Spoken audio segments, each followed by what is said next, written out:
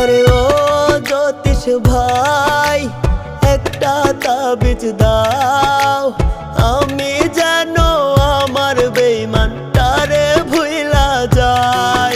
আরে ও জ্যোতিষ ভাই একটা তাবিজ দাও,